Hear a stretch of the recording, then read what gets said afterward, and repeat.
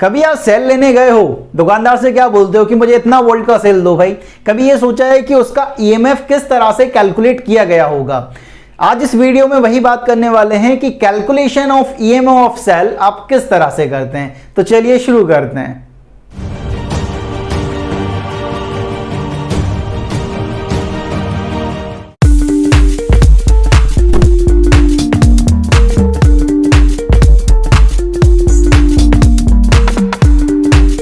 Hello student, कैसे हैं आप? This is chemistry Baba. Welcome to chemistry Adda, एक ऐसा प्लेटफॉर्म जहां पर आप केमिस्ट्री को फील करते हैं। 20 डेज प्लेस चल रही है और आप बोर्ड्स की एकदम ताबड़तोड़ तैयारी कर रहे हो। कई सारी चीजें सेल के बारे में अपन जान चुके हैं। आज अपन ये देखेंगे कि किसी भी सेल का जो ईएमएफ होता है उसे आप किस तरह से कैलकुलेट करते हो।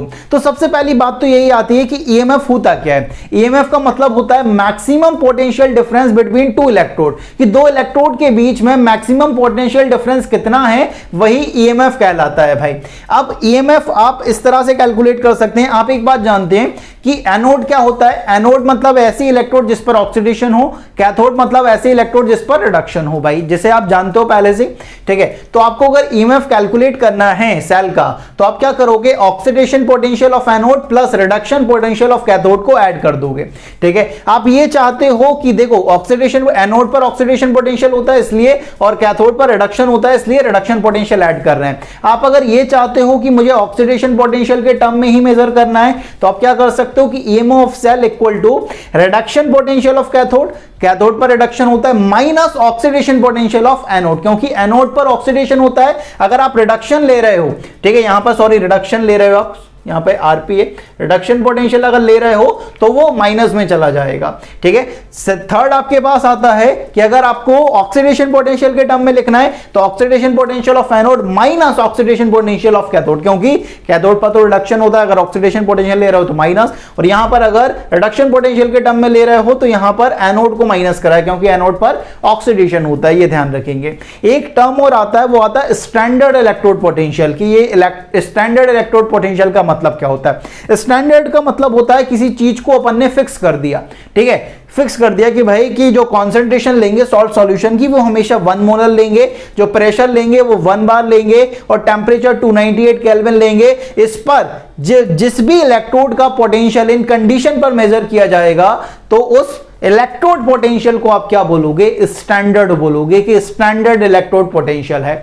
जैसे कि आप जिंक का आपने सपोज स्टैंडर्ड कैलकुलेट करा कि ई नोट Zn से Zn+2 जाने के लिए, Zn से Zn+2 मतलब ऑक्सीडेशन पोटेंशियल जो है उसका वो कितना है? 0.76 वोल्ट, ठीक है। अगर आपको ये कैलकुलेट करना पड़े कि ई नोट Zn+2 से Zn जाने के लिए वो कितना होगा भाई? Zn से Zn+2 जाने के लिए 0.76 था, तो Zn+2 से Zn जाने के लिए रिडक्शन पोटेंशियल ये कितना हो जाएगा? Minus 0.76 volt. ये ध्यान रखना है कि ऑक्सीडेशन पोटेंशियल और रिडक्शन पोटेंशियल किसी भी इलेक्ट्रोड के लिए बराबर होते हैं, लेकिन अपोजिट साइन होता है। ऑक्सीडेशन पोटेंशियल अगर पॉजिटिव है तो रिडक्शन पोटेंशियल नेगेटिव आने वाला है। ये ध्यान रखने वाली बातें हैं भाई। तो स्टैंडर्ड का मतलब है कि कॉन्सेंट्रेशन को 1 मोलर कर दिया है, प्रेशर को 1 बार कर दिया है, टेम्परेचर को 298 केल्विन कर दिया गया है। इन कंडीशन पर जब इलेक्ट्रोड का पोटेंशियल मेजर करोगे तो उस इलेक्ट्रोड पोटेंशियल को तुम क्या बोलोगे? कि ये स्टैंडर्ड है भाई, ठीक है। जैसे कि जिंक का आपने मेजर किया तो यहां पर आपके पास एक चीज निकल के आई कि आपके पास जो ऑक्सीडेशन पोटेंशियल होता है यार, जो ऑक्सीडेशन पोटेंशियल होता है, ऑक्सीडेशन पोटेंशियल आप इस तरह से लिख सकते हो, oxidation potential equal to minus of reduction potential, minus of reduction potential, ठीक है। किस तरह से? जैसे आपने यहां पर देख लिया, और भी एग्जांपल देख सकते हैं। जैसे कि आपके पास ई नोट कॉपर +2 से कॉपर जाने के लिए जो होता है वो होता है 0.34 वोल्ट। अगर आपको ई नोट कभी कॉपर से कॉपर +2 जाने के लिए निकालना है तो ये क्या हो जाएगा? ये रिडक्शन था, या ऑक्सीडेशन क्या होगा? माइनस ऑफ 0.34 वोल्ट, ठीक है। तो ऑक्सीडेशन और रिडक्शन पोटेंशियल जो रहता है वो इक्वल रहता है, बस अपोजिट साइन होता है उनका, ये ध्यान रखेंगे। अब ये बात आती है कि भाई ऑक्सीडेशन पोटेंशियल एनोड का और रिडक्शन पोटेंशियल कैथोड का ऐड कर देना है, सेल का ईएमएफ मिल जाएगा। अब बात यह आती है कि किसी भी इलेक्ट्रोड का ऑक्सीडेशन पोटेंशियल या रिडक्शन पोटेंशियल किस तरह से कैलकुलेट किया जाता है। ईएमएफ चाहिए तो इन दोनों को ऐड करना पड़ेगा यार, ठीक है, एनोड का ऑक्सीडेशन पोटेंशियल और कैथोड का रिडक्शन पोटेंशियल। लेकिन बात ये आती है आपके पास कि किसी भी इलेक्ट्रोड का जो ऑक्सीडेशन पोटेंशियल है या रिडक्शन पोटेंशियल है उसे आप किस तरह से कैलकुलेट कर सकते हो। तो जो नेक्स्ट टॉपिक हमारे पास आ रहा है वो आ रहा है मेजरिंग ऑफ इलेक्ट्रोड पोटेंशियल, कि किसी भी इलेक्ट्रोड का जो इलेक्ट्रोड पोटेंशियल है दैट इज ऑक्सीडेशन पोटेंशियल या रिडक्शन पोटेंशियल, आप उसे किस तरह से मेजर करते हैं। चलिए देखते हैं भाई। नेक्स्ट आता है यार हमारे पास मेजरमेंट ऑफ इलेक्ट्रोड पोटेंशियल, किसी भी इलेक्ट्रोड का पोटेंशियल किस तरह से मेजर करते हैं। आपको अगर किसी इलेक्ट्रोड का इलेक्ट्रोड पोटेंशियल मेजर करना है तो आप किसी सिंगल इलेक्ट्रोड का इलेक्ट्रोड पोटेंशियल मेजर नहीं कर सकते हैं, तो आपको कुछ रेफरेंस इलेक्ट्रोड लेनी पड़ती है जिसे आप बोलते हो प्राइमरी रेफरेंस इलेक्ट्रोड, और हाइड्रोजन इलेक्ट्रोड को आप प्राइमरी रेफरेंस इलेक्ट्रोड की तरह काम करते हो। To measure electrode potential of a single electrode is not possible, so some reference electrode are used like primary reference electrode, और हाइड्रोजन इलेक्ट्रोड को आप प्राइमरी रेफरेंस इलेक्ट्रोड की तरह काम करते हो। अब ये प्राइमरी रेफरेंस इलेक्ट्रोड या हाइड्रोजन इलेक्ट्रोड किस तरह से बनाई जाती है यहां पर जल्दी से देख लेते हैं। अपन क्या करते हैं, एक व्हीकल लेते हैं यार, ठीक है, अपन क्या करते हैं एक व्हीकल लेते हैं, यहां पर एक व्हीकल ले लिया अपन ने, ठीक है, यहां पर अपन ने H+ आयन की कॉन्सेंट्रेशन भर दी है, ठीक है, यहां पर अपन ने एक सॉल्ट सॉल्यूशन भर दिया है, यहां पर जो कॉन्सेंट्रेशन है H+ आयन की वो कितनी भर दी है, 1 मोलर भर दी है। यहां पर जो टेम्परेचर है वो 298 केल्विन लेके रखा हुआ है। अब अपन क्या करते हैं, हाइड्रोजन होती है गैस, भाई गैस का इलेक्ट्रोड बनाना थोड़ा सा मुश्किल होता है, तो अपन क्या करते हैं यहां पर एक प्लैटिनम ब्लॉक लेते हैं जिस पर अपन हाइड्रोजन को एड्सॉर्ब कराते हैं। तो बेसिकली क्या करते हैं यहां पर अपन करते हैं एक लेते हैं प्लैटिनम ब्लॉक, ये आपके पास है प्लैटिनम ब्लॉक, ठीक है, प्लैटिनम ब्लॉक लेते हैं अपन यहां पर, ठीक है, और यहां पर अपन एक यहां से एक इसे कवर्ड करते हैं, बेसिकली यहां पर कुछ इस तरह से, यहां पर कुछ इस तरह से कवर करते हैं, और यहां से अपन क्या करेंगे हाइड्रोजन गैस को पास करेंगे कितने प्रेशर पर, 1 बार के प्रेशर पर, 1 बार के प्रेशर पर यहां पर हाइड्रोजन गैस को पास करेंगे और इस प्लैटिनम ब्लॉक को एक वायर से कनेक्ट कर देंगे बेसिकली, ठीक है। तो यहां पर आपके पास ये हाइड्रोजन इलेक्ट्रोड तैयार हो जाएगा, ठीक है, प्लैटिनम ब्लॉक पर आकर जो हाइड्रोजन गैस रहेगी वो एड्सॉर्ब हो जाएगी भाई, ठीक है। इस तरह से आप हाइड्रोजन इलेक्ट्रोड को बना सकते हैं। अब हाइड्रोजन इलेक्ट्रोड की खास बात क्या है, ये जो प्लैटिनम ब्लॉक यूज किया गया है वो उसका यूज किया है कि ये हाइड्रोजन गैस को एड्सॉर्ब करता है, ठीक है, हाइड्रोजन गैस को एड्सॉर्ब करता है, ठीक है। और यहां पर जो इंपॉर्टेंट बात है वो ये है कि standard oxidation potential, standard oxidation potential and standard reduction potential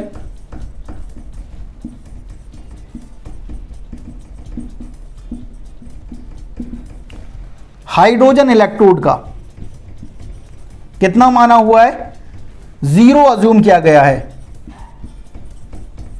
assume to be 0 माना गया है भाई, ये ध्यान रखना है, ठीक है। हाइड्रोजन इलेक्ट्रोड का स्टैंडर्ड ऑक्सीडेशन पोटेंशियल और स्टैंडर्ड रिडक्शन पोटेंशियल क्या माना हुआ है, 0 माना हुआ है, ठीक है। अब आपके पास रेफरेंस इलेक्ट्रोड आ गई है। अब आपको किसी इलेक्ट्रोड का सपोज इलेक्ट्रोड पोटेंशियल कैलकुलेट करना है, जैसे कि समझो मेरे को जिंक का ऑक्सीडेशन पोटेंशियल कैलकुलेट करना है, ठीक है, ऑक्सीडेशन पोटेंशियल कैलकुलेट करना है या रिडक्शन पोटेंशियल किसी भी इलेक्ट्रोड का कैलकुलेट करना है, तो मैं क्या करता हूं, मैं एक सेल कंस्ट्रक्ट करता हूं, एक गैल्वेनिक सेल बनाता हूं, ठीक है, 2 इलेक्ट्रोड को मिलाकर, पहले इलेक्ट्रोड वो जिसका मुझे इलेक्ट्रोड पोटेंशियल कैलकुलेट करना है, दूसरा primary reference electrode hydrogen electrode. तो मैं कुछ इस तरह से एक सेल बना लेता हूं, जैसे कि ये मेरे पास एक सेल तैयार हो गया, यहां पर मैंने एक व्हीकल लिया, यहां पर मैंने एक जिंक इलेक्ट्रोड ले लिया ये, ठीक है, यहां पर मैंने एक सॉल्ट सॉल्यूशन यहां पे भर लिया है, ठीक है, और यहां पर मैंने एक प्राइमरी रेफरेंस इलेक्ट्रोड लेके रखी है, यहां पर ये मेरा प्लैटिनम ब्लॉक, यहां पर H+ आयन कॉन्सेंट्रेशन है, ठीक है, और यहां से मैं हाइड्रोजन गैस को पास कर रहा हूं यार, ठीक है, ये वायर कनेक्ट करा मैंने, ठीक है, यहां पर गैल्वेनोमीटर लगा दिया और ये सॉल्ट ब्रिज मेरा तैयार। तो मैंने एक सेल कंस्ट्रक्ट कर लिया है भाई बेसिकली, ठीक है, एक primary reference electrode hydrogen electrode को लेकर और एक ऐसी इलेक्ट्रोड जिसका मुझे इलेक्ट्रोड पोटेंशियल कैलकुलेट करना है, जिंक इलेक्ट्रोड। तो यहां पर अगर मैं बात करूं तो यहां पर basically zinc as a anode काम कर रहा है, ठीक है, अभी भूल जाओ कि ये जिंक ही क्यों काम कर रहा है, जैसे जैसे आगे मूव करेंगे वैसे वैसे आपको पता चल जाएगा। जिंक एज अ एनोड काम करता है, तो यहां पर रिएक्शन क्या होगी, जो जिंक सॉलिड होगा वो क्या कर रहा होगा, Zn+2 एक्वस बना रहा होगा प्लस 2 इलेक्ट्रॉन को लूज कर रहा होगा। यहां पर ये hydrogen electrode as a cathode काम कर रहा है, तो यहां पर क्या हो रहा होगा, 2H+ जो एक्वस में है वो 2 इलेक्ट्रॉन को एक्सेप्ट कर रहे होंगे और H2 गैस बना रहे होंगे भाई। ठीक है, तो यहां पर ऑक्सीडेशन हो रहा है, यहां पर रिडक्शन हो रहा है, तो ये एज अ एनोड काम कर रहा है और ये एज अ कैथोड काम करेगा भाई। ठीक है, अब हम क्या करते हैं, with the help of potentiometer wire, इस सेल का हम ईएमएफ पहले से ही कैलकुलेट कर लेते हैं। ठीक है, इस सेल का हम ईएमएफ पहले से ही कैलकुलेट कर लेते हैं with the help of potentiometer wire. ठीक है, और अपन ईएमएफ की जो इक्वेशन है वहां से अपन लिख सकते हैं कि जो आपका ईएमएफ ऑफ सेल रहेगा भाई वो किसके बराबर रहेगा, स्टैंडर्ड की अगर बात करें, स्टैंडर्ड ईएमएफ ऑफ सेल किसके बराबर रहेगा कि भाई standard oxidation potential of anode plus standard reduction potential of cathode. ठीक है, सपोज पोटेंशियोमीटर वायर से जो मैंने ईएमएफ कैलकुलेट करा वो कितना आया मेरे पास, 0.76 वोल्ट आया। इस सेल का जो ईएमएफ आया वो कितना आया, 0.76 वोल्ट आया। और ऑक्सीडेशन पोटेंशियल, ठीक है, ऑक्सीडेशन पोटेंशियल एनोड पर मतलब क्या हो रहा होगा, Zn से Zn+2 जाने के लिए बेसिकली। और reduction potential of cathode, hydrogen का स्टैंडर्ड ऑक्सीडेशन पोटेंशियल या स्टैंडर्ड रिडक्शन पोटेंशियल कितना अज्यूम किया है, 0 अज्यूम किया है, तो ये 0। तो जो आपका ई नोड आ गया Zn से Zn+2 जाने के लिए वो कितना आ गया, 0.76 वोल्ट। या आप अगर इसे रिडक्शन पोटेंशियल के टर्म में लिखेंगे, ई नोड Zn+2 से Zn जाने के लिए आपका कितना आएगा, -0.76 वोल्ट। ठीक है, तो आपकी मेजरिंग वाला क्या फंडा है पूरा। ठीक है, आपको अगर किसी इलेक्ट्रोड का इलेक्ट्रोड पोटेंशियल कैलकुलेट करना है तो आप क्या करोगे कि एक सिंगल इलेक्ट्रोड का तो आप पोटेंशियल कैलकुलेट नहीं कर सकते, तो कुछ रेफरेंस इलेक्ट्रोड लेना पड़ेगा, जैसे प्राइमरी रेफरेंस इलेक्ट्रोड जो आप हाइड्रोजन इलेक्ट्रोड यूज करते हो। हाइड्रोजन इलेक्ट्रोड आपने बना ली, अब आप क्या करोगे, एक सेल, गैल्वेनिक सेल कंस्ट्रक्ट करोगे 2 इलेक्ट्रोड की मदद से। पहले इलेक्ट्रोड वो जिसका आपको इलेक्ट्रोड पोटेंशियल कैलकुलेट करना है, दूसरा हाइड्रोजन इलेक्ट्रोड। और जो सेल आप बनाओगे उसका ईएमएफ आप पहले से ही कैलकुलेट कर लोगे with the help of potentiometer wire, फॉर्मूले में पुट करोगे। हमेशा जो हाइड्रोजन इलेक्ट्रोड रहेगा प्राइमरी रेफरेंस इलेक्ट्रोड उसका तो 0 रहेगा, जो ईएमएफ आएगा वो या तो ऑक्सीडेशन पोटेंशियल हो जाएगा इलेक्ट्रोड का या रिडक्शन पोटेंशियल हो जाएगा, ये आपके पास निकल जाएगा। तो इसी तरीके से आपने क्या करा, हर एक एलिमेंट के अलग अलग ऑक्सीडेशन या रिडक्शन पोटेंशियल कैलकुलेट कर लिया और उन्हें एक इंक्रीजिंग या डिक्रीजिंग ऑर्डर में अरेंज कर दिया रिडक्शन या ऑक्सीडेशन पोटेंशियल में। उस सीरीज को आपने नाम दे दिया क्या, इलेक्ट्रोकेमिकल सीरीज। तो इलेक्ट्रोकेमिकल सीरीज बेसिकली है क्या कि जो एलिमेंट है उनका ऑक्सीडेशन पोटेंशियल या रिडक्शन पोटेंशियल के टर्म में एक ऑर्डर है भाई। ठीक है, उस सीरीज को नाम दिया तुमने क्या, इलेक्ट्रोकेमिकल सीरीज। ये ध्यान रखेंगे। तो जो नेक्स्ट टॉपिक हमारे पास आएगा वो आएगा इलेक्ट्रोकेमिकल सीरीज। आपको ये समझ आ गया होगा कि किसी भी इलेक्ट्रोड का इलेक्ट्रोड पोटेंशियल आप कितनी आसानी से कैलकुलेट कर सकते हैं भाई। ठीक है, तो इस वीडियो में इतना ही, मिलते हैं नेक्स्ट वीडियो में, तब तक के लिए पढ़ते रहें। जय हिंद, जय भारत।